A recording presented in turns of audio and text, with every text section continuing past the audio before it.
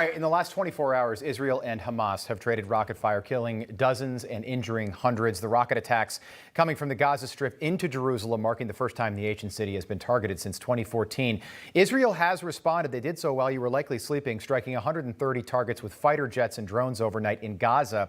The UN Security Council, we are hearing that they have met. They, of course, have not taken any formal action yet. Joining us now for more on what's going on is the former Chief of Staff of the National Security Council and former CIA analyst Fleitz, and the former mayor of a city called Shiloh in Israel, David Rubin, back with us this morning, back in Israel. I know you were with us last week here in studio in New York, so I'm glad you got back safely. Good morning to both of you. Fred, I would like to start with you. This all started when police tried to get control of protesters at the Al-Aqsa Mosque on the Temple Mount, very famous mosque.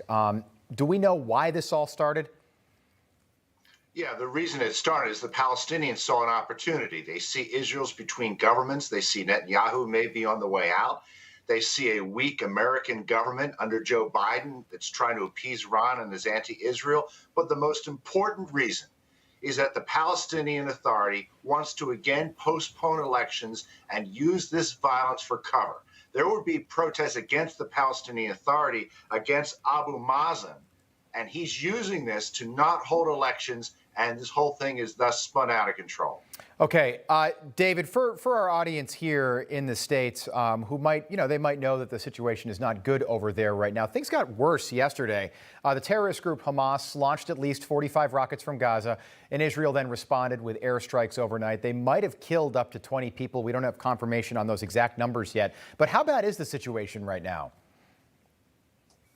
Well, the situation is certainly heated up. There's no question about it, and it could be expected.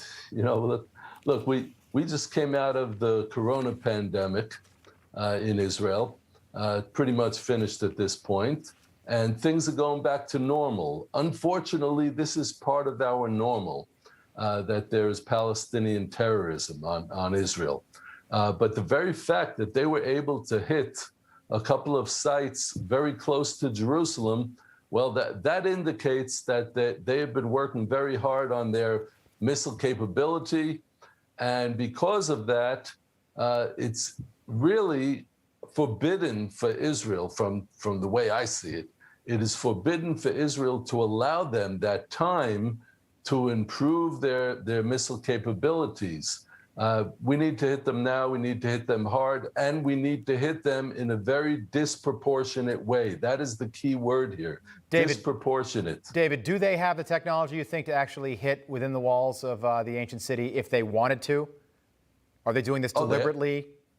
They absolutely do. Perhaps they, in terms of hitting their targets, they're a little bit off, but they definitely have the capability because they hit Mavaseret Zion, which is a small city just north of Jerusalem. That's very, very close. Yeah. Fred, this week, one of the most important weeks for Palestinians and Israelis. Israel was celebrating Jerusalem Day just recently, and that day, this marks the end of the 1967 Six-Day War.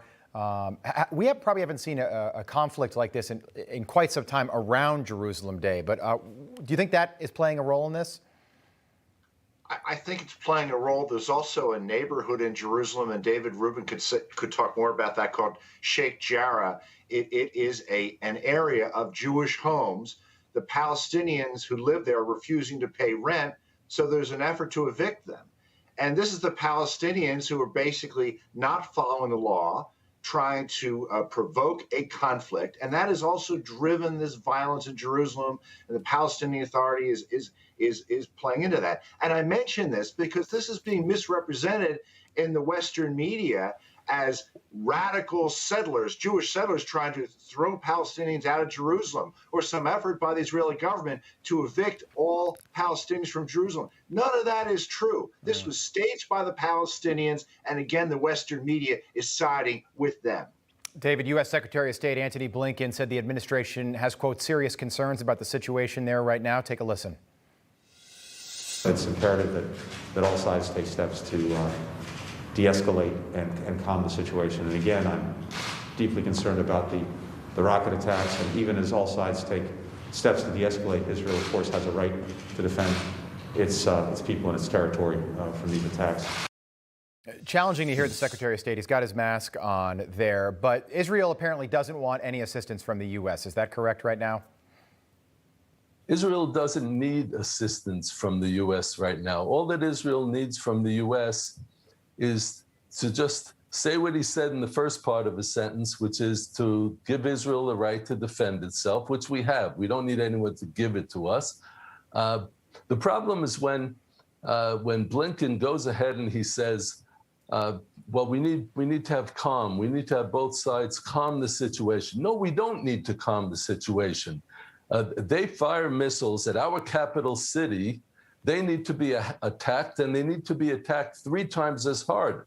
That's the only way that the Hamas terrorists are going to learn their lessons. The only way that they're going to be deterred is if we hit back 3 times as hard. And we're talking about Jerusalem. We're talking about Israel's capital city for well over 3,000 years. Yeah. And those places in eastern Jerusalem where Jews have settled, so to speak, those are all ancient Jewish homes from biblical times. Yeah. And so we're talking about our biblical heartland. We are talking about Israel's capital city, and it's clear that the Palestinians will do their aggressions no matter what, because David, Biden is giving them $300 million.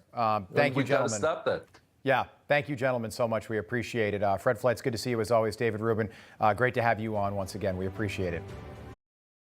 Hey, I'm Rob Finnerty. Thanks for watching. If you enjoyed this video, please join the conversation in the comments below. Don't forget to subscribe, too. Hit the bell icon to be alerted to breaking news. And remember, there's a whole lot more on Newsmax TV, America's fastest growing cable news network.